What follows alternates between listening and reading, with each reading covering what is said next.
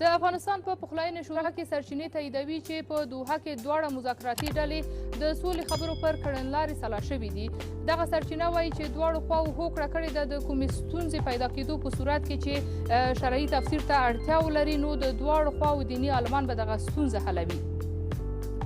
دغه راز د امریکا او طالبانو ترمنځ هوکړه د خلکو غوښتنې سولې ته د دواړو خواو ژمنتیا او د ملګرو ملتونو غوښتنې د دغو خبرو لپاره د بنسټ په توګه منل شوي دي.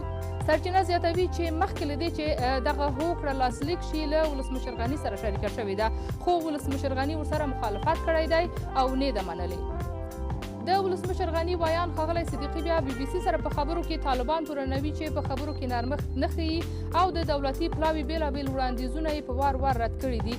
ښاغلی صدیقي وایي چې د دولتي پلاوي لپاره د خبرو چوکاټ د افغانستان اساسي قانون او د سولې مشورتي لوی جرګې ټاکلی دی.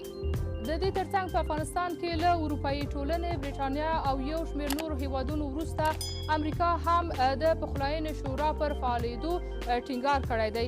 په کابل کې د امریکا سفارت د دغې شورا جوړښت د سولې راتلونکو پړاوونو لپاره مهم بللی دی.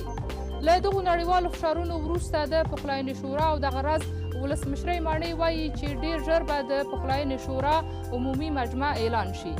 د ملي مصالحې د عالي شورا رهبري کوشش کوي چې د ملي مصالحې د عالي شورا د رهبرۍ شورا او عمومي مجمع د غړو لیست هر څه زر نهایي شي.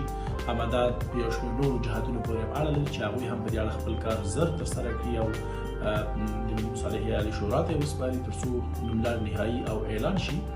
د دې ترڅنګ موږ د نړیوالې ټولنې له مرستو او همکارۍ څخه مننه کوو او د اتحادیې اروپا د امریکا د سفارت او د برټانیې د سفارت له وروستیو اعلامیې څخه هرکلی کوو او متحد یو چې د یو جامع او همشموله لیست په ایجادولو سره به د ملي مصالحې د عالي شورا د سولې د تامین په برخه کې اساسي ګامونه واخلي.